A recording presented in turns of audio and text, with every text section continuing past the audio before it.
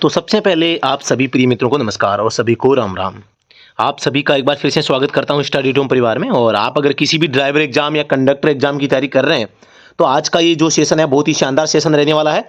और ये सटासट फटाफट सेशन का हमारा आज जो है 33वां सेशन में आप सभी के सामने रखने जा रहा हूं और इसमें सभी का स्वागत। अभी इस क्लास की जो पीडीएफ नोट्स है आप प्राप्त करने के लिए आप हमारा व्हाट्सएप ग्रुप चैनल जो ज्वाइन कर सकते हैं। व्हाट्सएप चैनल और टेलीग्राम चैनल दोनों ज्वाइन कर सकते हैं। लिंक वीडियो के डिस्क्रिप्शन में दिया गया है।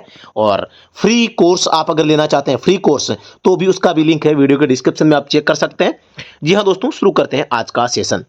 और वाहन वह मशीन है जो खालिस्तान का वहन करती है। जनता या माल उपयुक्त सभी सभी को पता है कि जो मशीन होती है ना, ये वाहन एक ऐसी मशीन है जो कि जनता का माल का इन दोनों का करती है, मतलब उपयुक्त सभी। ऑप्शन नंबर 4 सही हो जाएगा।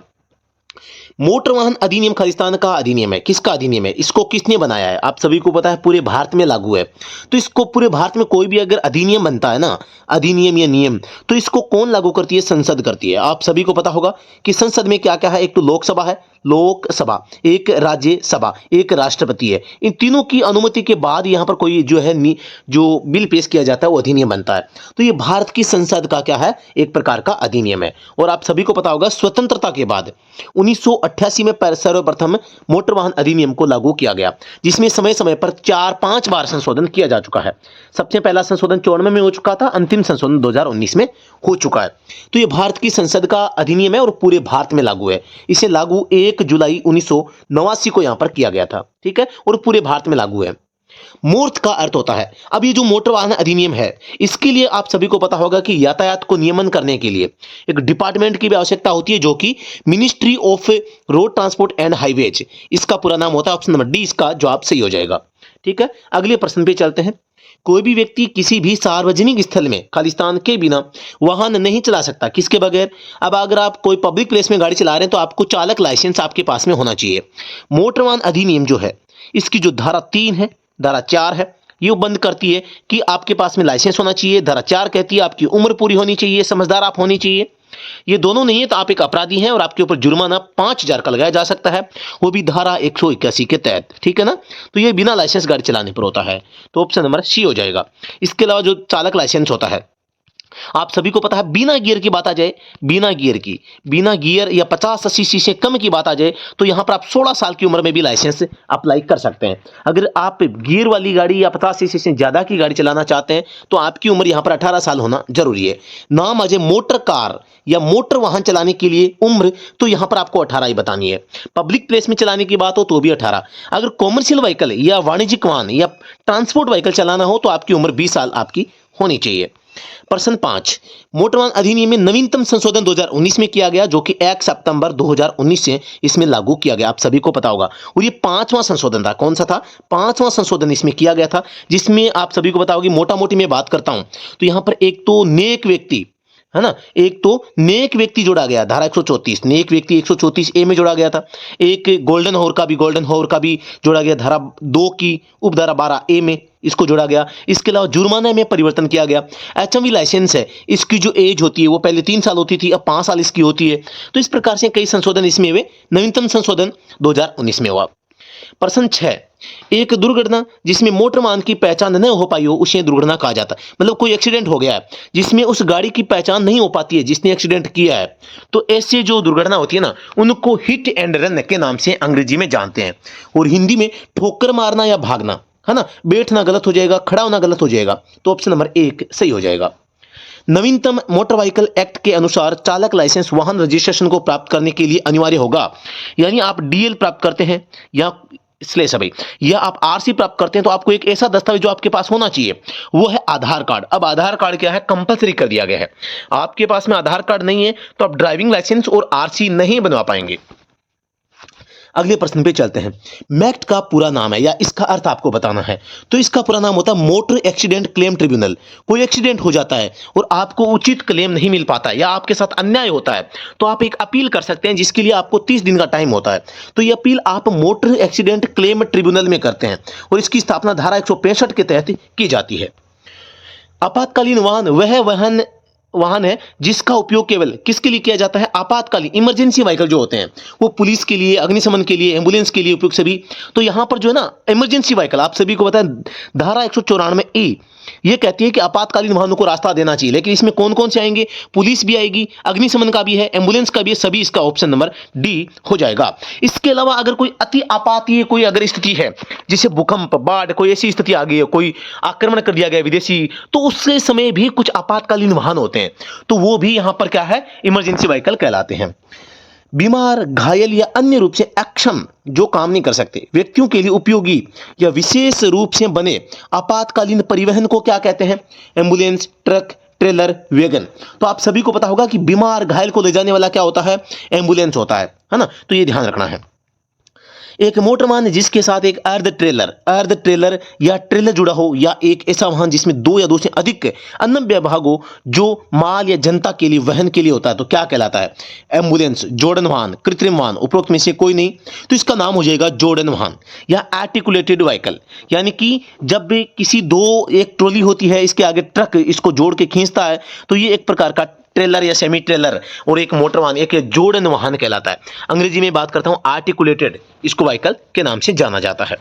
प्रश्न 12 है, दूरी से जुड़े पहिया या पहिए पट्टी के वाहन की सतह पर संचारित कुल भार को कहते हैं?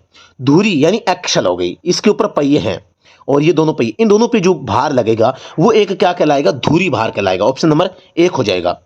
मोटर वाहन अधिनियम के तहत जारी किया गया दस्तावेज जो प्रमाणित करता है कि मोटर गाड़ी सुरक्षा और अन्य मानकों पर खरा उतरता है कहलाता। आप सभी को पता होगा एक ऐसा दस्तावेज जो यह कहता है कि यह गाड़ी रोड पर चलने के लिए योग्य है, और वो होता है गाड़ी का फिटनेस प्रमाण पत्र। आप सभी को पता होगा जब हम गाड़ी का आरसी रिन्यू करवाते हैं तो फिटनेस आवश्यकता होती है। जब ट्रांसपोर्ट गाड़ी को हम यूज करते हैं तो हर साल आपको फिटनेस बनवाना पड़ता है, लेकिन ध्यान रहे वर्तमान व्यवस्था के अकॉर्डिंग नई गाड़ियों का जो फिटनेस होता है वो 2 साल के लिए जारी किया जाता है, दूसरी बार भी 2 साल, फिर तीसरी बार भी, चौथी बार भी 2 साल, यानी कि 8 साल अगर पुराना गाड़ी होगी तब तक 2-2 साल के लिए फिटनेस जारी किया जाता है।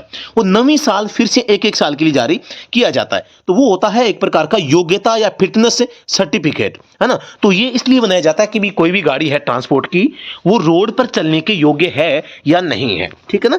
तो फिटनेस सर्टिफिकेट की बात आ जाती है तो यहां पर आप सभी को बताऊंगा इसका उल्लेख धारा 56 में किया गया है। धारा का पूछे 56 है, और फॉरम पूछे कौन से में जारी किया जाता है, तो फॉरम यहां पे 38 हो जाता है। वैलिडिटी का पूछे प्राइवेट व्हीकल के लिए 15 साल होता है, और कॉमर्शियल व्हीकल के लिए प्रथम 8 सालों के लिए 2 साल के लिए, फिर उसके बाद 1-1 साल के लिए।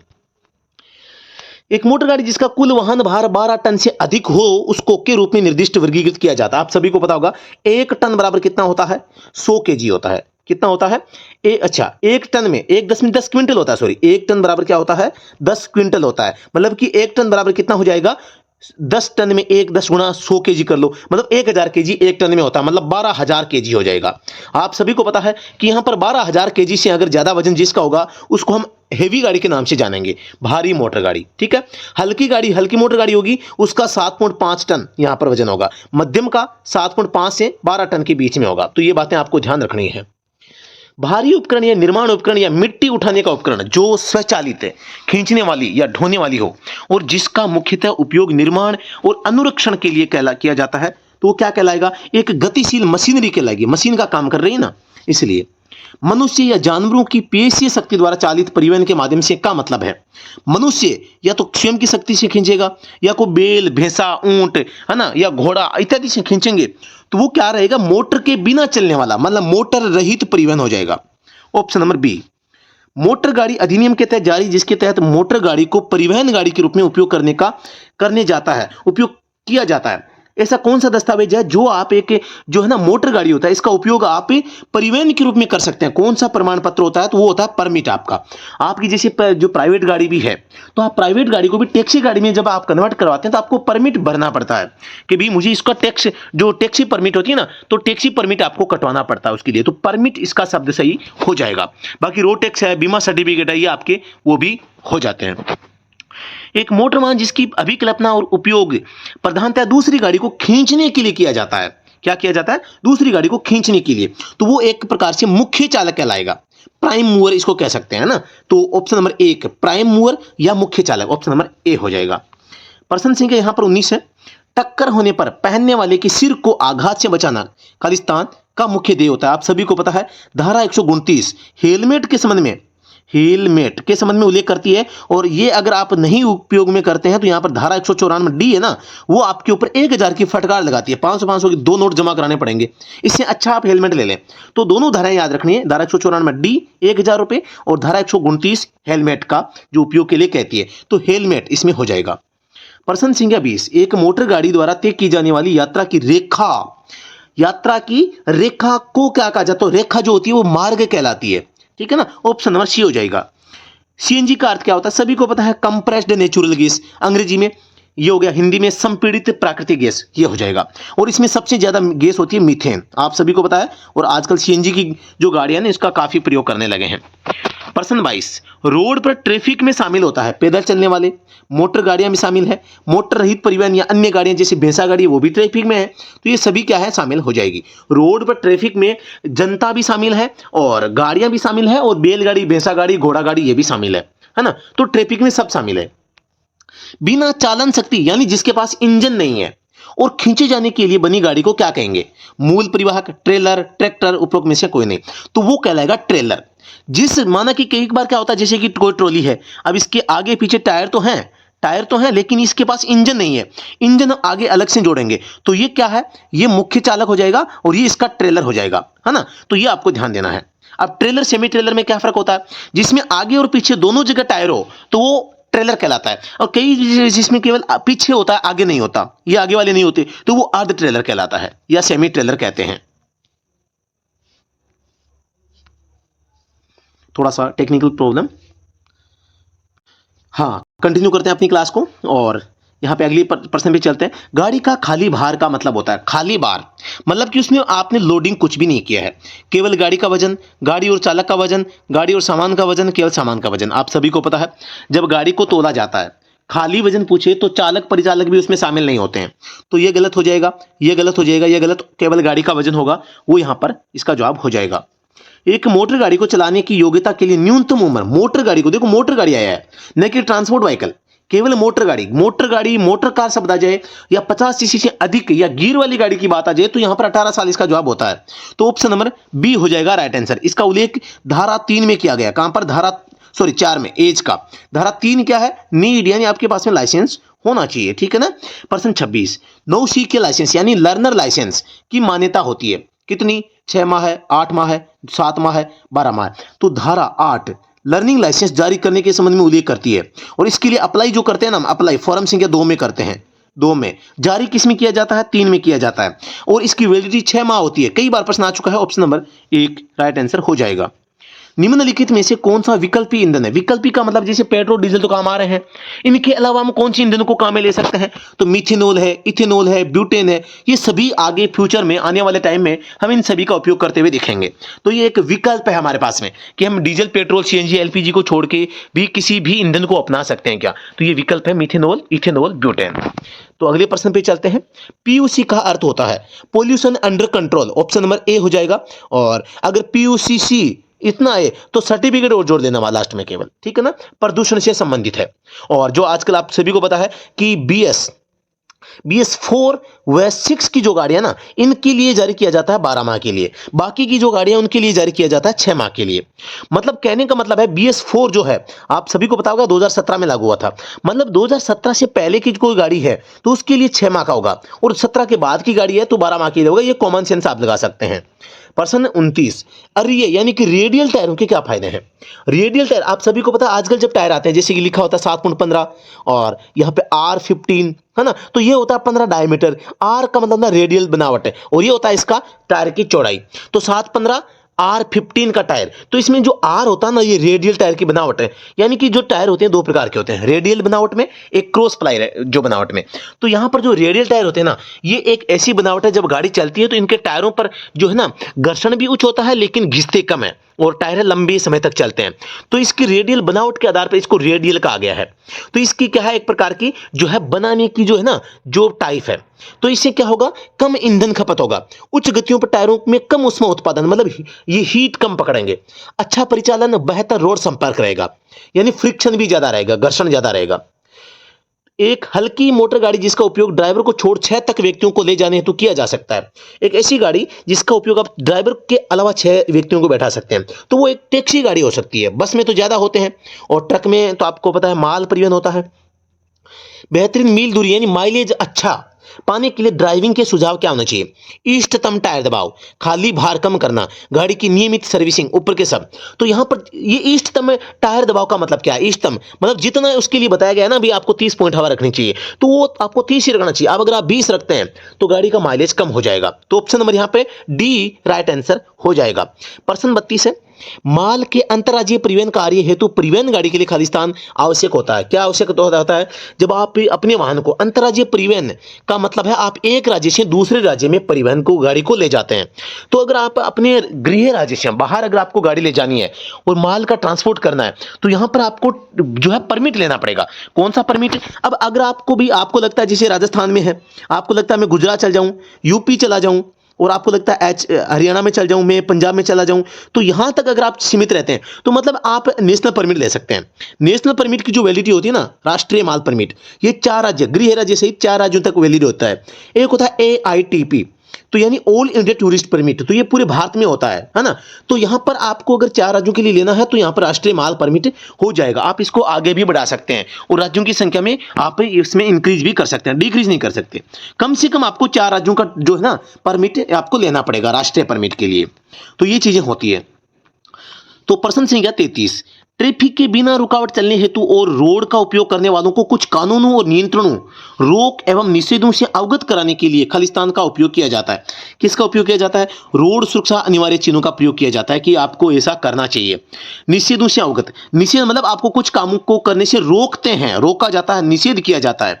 कानूनी से और नियंत्रण जो होते हैं ना, इस लाइन को पढ़ना आप, जहां पर रोक शब्द आएगा, निषेध शब्द आएगा ना, तो वहां पे अनिवार्य चिन्ह ही आएगा। आपको पता है जो चेतावनी संकेत होते हैं वो किसी भी काम को करने से मना नहीं करते, ठीक है, और न सूचनात्मक करते हैं। केवल अनिवार्य संकेत होते हैं, वो किसी काम को करने या नहीं करने या निषेधात्मक संकेत होते हैं। ठीक है, तो ऑप्शन नंबर 1 इसका जवाब सही हो जाएगा। अब आप कहोगे सर अनिवार्य क्यों, सुरक्षा या पारदर्शी या चेतावनी या सूचना क्यों नहीं?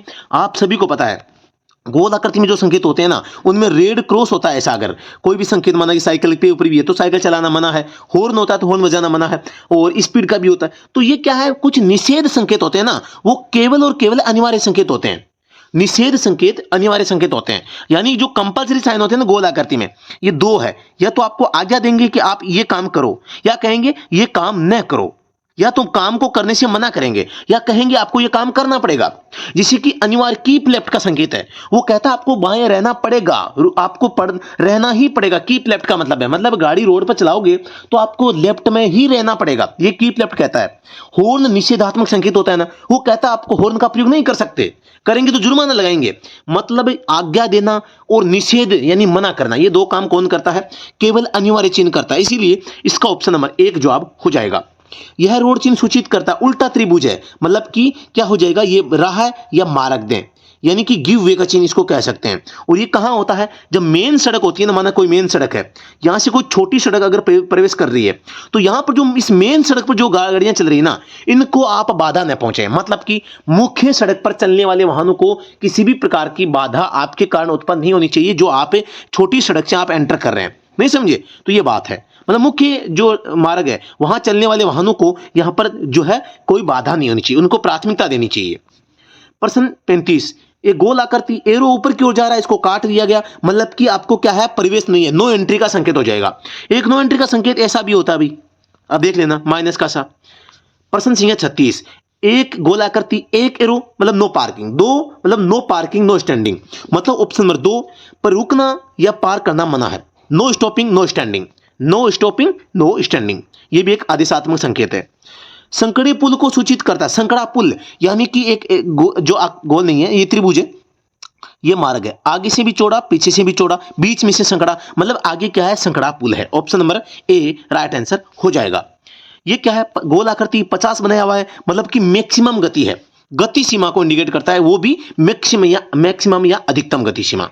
प्रश्न 39, एम्बर ट्रैफिक चिन्ह प्रकाश का अर्थ होता है। एम्बर जो ट्रैफिक चिन्ह होता है ना, ये येलो चिन्ह को ही कहते हैं। पहली बात तो येलो कह दो, संतरा कह दो, या आप इसको एम्बर कह दो, ये तीनों नाम एक ही खेत की मूली हैं। पहली बात तो। दूसरी बात, इसका मतलब क्या होता है, ये संकेत तब ऑन होता है जब रेड लाइट होने वाली होती है। पहली बात तो जब रेड लाइट ऑन होने वाली होती है। दूसरी बात, जहां पर ट्रैफिक कम होता है तो यहां पर ये एम्बर लाइट को ब्लिंक करता हुआ या फ्लैश करता हुआ लगा दिया जाता है। इसका मतलब होता है आपको गाड़ी को धीमा करना है केवल, वहां पे और चलते रहना है ना। तो इस प्रकार से रुकना, चलाइए, भोंपू और ये, तो इसमें हो जाएगा रुकना, ऑप्शन नंबर 1 राइट आंसर हो जाएगा। अगला प्रश्न है, एक राज्य द्वारा दिया गया ड्राइविंग लाइसेंस मान्य होता है पूरे भारत में। धारा जो 13 है ना, यहां पर उल्लेख करती है कि जो लाइसेंस है वो कहां वैलिड होगा, पूरे भारत में। धारा 14 क्या कहती है कि आपका जो लाइसेंस होगा उसकी वैलिडिटी क्या रहेगी। ये दोनों धाराएं आपको याद करनी है भाई। लाइसेंस है वो कितने समय के लिए वैलिड है, धारा 14। जो लाइसेंस है कहां कहां मान्य होगा, धारा 13 याद करना, पूरे भारत में मान्य होगा। जब एक व्यक्ति मोटर गाड़ी से दुर्घटना में घायल हो जाता है तो गाड़ी के चालक को, दुर्घटना में घायल हो गया माना कि कोई व्यक्ति, तो एक चालक को क्या करना चाहिए। धारा 134 यह कहती है कि आपका एक कर्तव्य है कि आप उस घायल व्यक्ति की आप सुरक्षा करेंगे, उसको प्राथमिक उपचार देंगे, आप उसको अस्पताल तक पहुंचाएंगे, आप पुलिस को जानकारी देंगे, आप वहां से भागेंगे नहीं। दूसरी बात ये, जब है ना लठ मारने की स्थिति आ जाए तो भाग जाना भाई, पहली बात बता दूं, ये भी एक आपका कर्तव्य बनता है। जहां पर भीड़ आक्रोश में आती है वहां ड्राइवर को नहीं रुकना चाहिए, छुप जाना चाहिए, भाग जाना चाहिए, फरार हो जाना चाहिए और अपने आप को शांत या धैर्यवान रखना चाहिए। वहां पे आपको उग्र होकर बोलना नहीं है ना। तो इस प्रकार की चीजें हैं। तो धारा 134 ड्राइवर के कर्तव्य बताती है, यानी कि आपको क्या करना है, घायल व्यक्ति को वैद्य उपचार देना है, अस्पताल ले जाना है, पुलिस स्टेशन को सूचित करना है।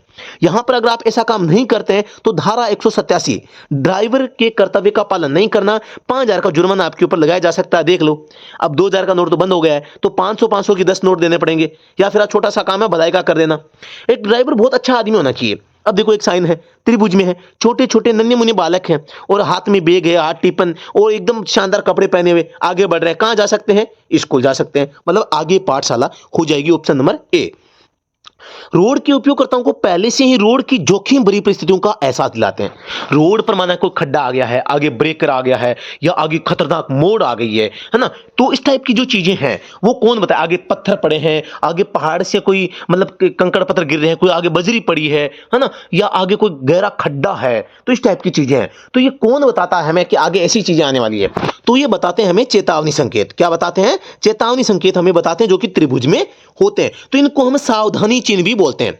सावधानी चिन्हों को हम कॉशनरी साइन अंग्रेजी में और चेतावनी चिन्ह हिंदी में कह सकते हैं। ऑप्शन नंबर सी हो जाएगा। आप सभी को पता होगा रोड साइन जो होते हैं, रोड संकेत जो होते हैं ना, 3 प्रकार के होते हैं। कौन कौन से, एक तो आपके आदेशात्मक, नंबर 2 चेतावनी और नंबर 3 यहां पे सूचनात्मक संकेत। ठीक है ना। तो आप सभी ये जानते हैं, एकदम बेसिक सवाल है।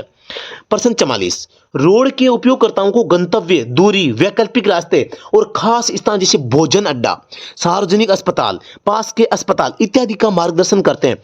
यानी कि व्यवस्था की जानकारी कौन बताता है कि भी कहां पर क्या है।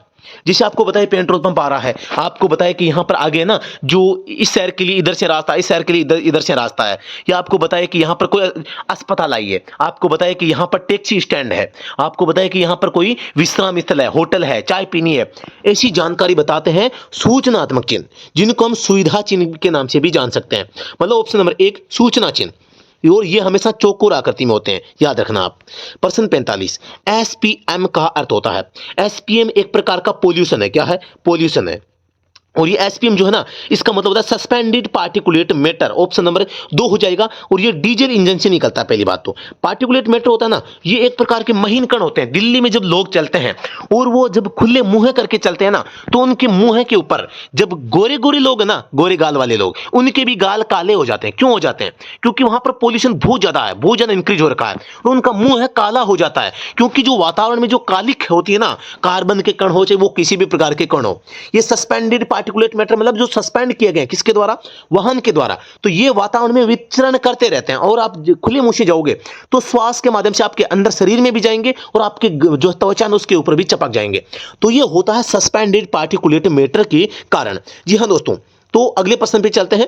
गाड़ी की पिछली पाइप, टेल पाइप से निकलता है, क्या निकलता है, आप सभी को पता होगा कि hydrocarbon, sulphur dioxide, carbon monoxide, ये सभी निकलता है भाई, है ना। तो ये सभी निकलते हैं उसमें से। तो ये सारे के सारे जो चीजें ना, यहां पर सबसे ज्यादा निकलता है कार्बन मोनोऑक्साइड CO, और ये इस प्रश्न में दे रखा है, देखो सी पे सबसे ज्यादा खतरनाक है, ज्यादा नहीं निकलता, सबसे ज्यादा खतरनाक है भाई। मात्रा तो इसको 0.03 है भाई, 0.03% है, लेकिन बहुत खतरनाक है। है ना। तो ये अब आप कहोगे एक कैटेलिटिक कन्वर्टर लगाते हैं हम साइलेंसर में, इसका काम होता है सीओ की मात्रा को कम करना और इसको सीओ को CO2 में बदल देना, है ना, जो कि हमारे लिए नुकसानदायक नहीं होती। तो ये ऊपर के सब हो जाएंगे भाई। हाइड्रोकार्बन क्या होते हैं आपको पता है ना, हाइड्रोकार्बन होता है डीजल या पेट्रोल इंजन के अंदर जाते हैं, वो गलत टाइमिंग, फ्यूल पंप का खराब हो जाना या गलत समय पर गलत अगर फ्यूल इंजेक्ट करेगा इंजन के अंदर तो वो पूरा जल नहीं पाएगा, या जो हेड गैस्केट लीक हो जाती है या कोई सा भी कारण हो, इंजन जब पूरे तेल का डीजल या पेट्रोल का कंज्यूम नहीं कर पाता ना तो आधा जला हुआ ईंधन बाहर चला जाता है। तो इसके लिए हाइड्रोकार्बन से आधा जला हुआ ईंधन बाहर निकलना इसको कहा जाता है। आप सभी को पता होगा आजकल गाड़ियों में एक वो लगाते हैं EGR यानी कि एग्जॉस्ट गैस रिसर्कुलेशन सिस्टम लगाया जाता है, जो कि टर्बो चार्जर से लेके वापस जो इंजन में हवा जाती है ना वहां पे कनेक्ट होता है। तो ये EGR सिस्टम क्या करता है, जो इंजन से धुआं निकलेगा उसमें अगर भी आधा जला हुआ ईंधन है तो उस धुएं को वापस वो इंजन के अंदर भेजेगा। तो ये काम आप देखते हैं गाड़ी में EGR सिस्टम भी आजकल लगाया जाता है, तो इसको भी आप याद रखना। तो वो क्या काम करता है, इस हाइड्रोकार्बन आधे जले हुए ईंधन को वापस से रिसर्कुलेट करता है। लेकिन EGR को लगाने का मेन मकसद क्या था कंपनी का, आप सभी को पता है कि भारत सरकार ने BS6 को लागू कर दिया और भारत ने कहा कि आपकी जो गाड़ी है ये ज्यादा पोल्यूशन नहीं कर सकती, अगर ज्यादा पोल्यूशन करेगी तो मार्केट में लाने नहीं देंगे, ये भारत सरकार ने कह दिया। अब कंपनी बेचारी क्या करे, कंपनी ने उपाय सोचा कि करे तो क्या करें, तो उन्होंने ऐसा सिस्टम लगाया कि अगर इंजन है वो तेल को आधा जला के बाहर निकालेगा तो हम उसको वापस प्रयोग करेंगे, चाहे इंजन को नुकसान हो, चाहे इंजन को बहुत बड़ा नुकसान होता है। इसके लिए एक छोटा सा यंत्र लगाते हैं EGR जो है ना, सेंसर लगाते हैं, वो क्या करता है इस जली हुई गैसों के प्रभाव को कम करके फिर इंजन के अंदर उसको भेजता है। फिर भी इस EGR सिस्टम की वजह से गाड़ी है वो ओवरहीट होती है और उसका माइलेज डाउन होता है लेकिन पोल्यूशन कम होता है। तो ये चीजें आपको थोड़ा सा ध्यान देना है, इससे फायदा नहीं होता नुकसान होता है, फायदा केवल ये है पोल्यूशन कम होगा, ठीक है ना। तो ये EGR सिस्टम होता है और ये EGR सिस्टम इसी हाइड्रोकार्बन को कम करने के लिए लगाया जाता है। शून्य उत्सर्जन गाड़ी मतलब ऐसी गाड़ी कौन सी जो उत्सर्जन करती नहीं है, तो बाइसिकल, बस, डीजल कार, पेट्रोल कार। तो यहां पर देखो भाई कोई गाड़ी तो ऐसी होती नहीं है, बस भी है, डीजल भी है, पेट्रोल है, फिर ये बाइसिकल साइकिल होती है ना आपके हाथ पांव से जो चलने वाली, तो वो गाड़ी आपके शून्य उत्सर्जन कर देगी, आप साइकिल का उपयोग करते रहिएगा।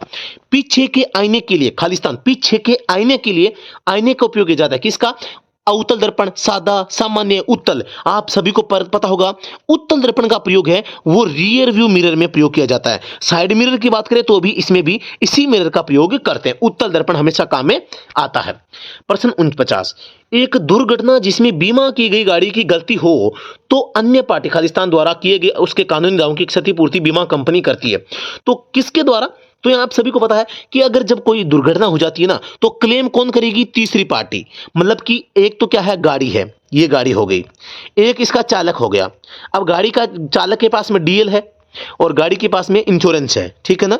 अब कोई तीसरा आदमी चपेट में आ गया, टांग टूट गई, 50,000 रुपए का क्लेम आया, तो ये 50,000 अब कौन देगा, क्योंकि इंश्योरेंस भी है, DL भी है, तो ये थर्ड पार्टी बीमा अगर हो रखा है तो कंपनी को क्या करेगी, ये 50,000 रुपए देगी, है ना। ये होता है थर्ड पार्टी बीमा। लेकिन थर्ड पार्टी बीमा में अब अगर इस गाड़ी को कोई नुकसान हो गया या चालक की खुद की टांग टूट गई ना तो कंपनी कुछ नहीं देगी, कंपनी केवल थर्ड पार्टी बीमा मतलब तीसरे आदमी का जो नुकसान हुआ ना वो देगी। इसीलिए हम क्या करवाते हैं, गाड़ी का फुल इंश्योरेंस करवाते हैं, जिसमें गाड़ी का नुकसान या चालक के ऊपर भी कुछ अगर हो जाता है ना कुछ, तो उसको भी क्लेम है वो मिल सकता है ना। तो ये चीजें आपको ध्यान में रखनी है। प्रश्न 50, ABS का अर्थ होता है, ABS का मतलब होता है anti lock braking system. Anti lock braking system क्या करता है, जब आप गाड़ी के ब्रेक लगाते हैं, आप देखते हैं गाड़ी 80 की स्पीड से भाग रही है, आप ब्रेक दबाते हैं, फिर भी ब्रेक टायर को पकड़ते नहीं है। क्यों नहीं पकड़ते, क्योंकि वहां पर एक ऐसी युक्ति लगी है जो कि गाड़ी के ब्रेक को टायर को पकड़ने से बचाती है। आप सपोज करो 80 की स्पीड से भाग रही गाड़ी है, ब्रेक दबाते ही अगर ब्रेक शूज टायर को कस के पकड़ ले तो क्या स्थिति होगी, गाड़ी पलटी मार जाएगी, गाड़ी फिसल जाएगी, गिर जाएगी और दुर्घटना हो जाएगी। इसी चीज से बचने के लिए गाड़ी के ब्रेकिंग सिस्टम में हम एंटी लॉक ब्रेकिंग सिस्टम का यूज करते हैं, यानी कि ब्रेकों को लॉक होने से बचाने का काम करता है। और ये कई प्रकार की जो चीजें हैं करने में सक्षम होता है, जैसे कि ब्रेकिंग डिस्टेंस को, गाड़ी को कम दूरी पर रोकने में सक्षम है, गाड़ी को मोड़ते समय भी आप ब्रेकिंग का इस्तेमाल कर सकते हैं और गाड़ी को ब्रेकिंग के दौरान भी आप गाड़ी को चला सकते हैं। मतलब एक तरह से इंजन गाड़ी को चला रहा है और एक्सीलरेटर दबा रहा है, साथ में आप ब्रेक का भी इस्तेमाल कर सकते हैं। ये इस प्रकार की चीजें हैं वो करने में एंटी लॉक ब्रेकिंग सिस्टम है वो उपयोगी होता है और फिसलन से भी बचाता है, मेन काम ये भी है ना। तो ABS का मतलब है एंटी लॉक ब्रेकिंग सिस्टम और ये हमेशा ब्रेकिंग सिस्टम से संबंधित है। तो साथियों आज का जो सेशन है फटाफट सटासट सेशन आप इसमें जुड़े हुए हैं और उम्मीद करता हूं कि आपको ये समझ में आया होगा, पसंद आया होगा। दोस्तों इस क्लास की पीडीएफ प्राप्त करने के लिए आप हमारा स्टडी एट होम ऑफिशियल जो व्हाट्सएप चैनल है, टेलीग्राम चैनल है, ज्वाइन कर सकते हैं। लिंक वीडियो के डिस्क्रिप्शन में है। तुरंत क्लास का नोटिफिकेशन यहाँ पर आएगा। किसी भी ड्राइवर एग्जाम की तैयारी करें, सारे सेशन आपको यहाँ पर मिल जाएंगे। तो इसके लिए आप हमारा ऐप डाउनलोड कर सकते हैं। फ्री कोर्स भी हमने लॉन्च कर रखा है, फ्री और पेड दोनों कोर्स। हमारा जो ऐप है स्टडी एट होम, इस ऐप के ऊपर आप प्राप्त कर सकते हैं। किसी भी प्रकार की क्वेरी जानकारी के लिए नंबर आपको स्क्रीन पे दिखाई दे रहे हैं। चाहे आपको कोई टेस्ट सीरीज लेनी हो, चाहे आपको मतलब कोई ई बुक या पुरानी भर्तियों के पेपर, ऑनलाइन कोर्स लेना हो, पीडीएफ नोट्स लेने हो, सारा का सारा मटेरियल हमारे पास में अवेलेबल है। जो भी आपको चाहिए तुरंत आप संपर्क कर सकते हैं। जी हाँ दोस्तों, नमस्कार, धन्यवाद, जय हिंद, वंदे मातरम।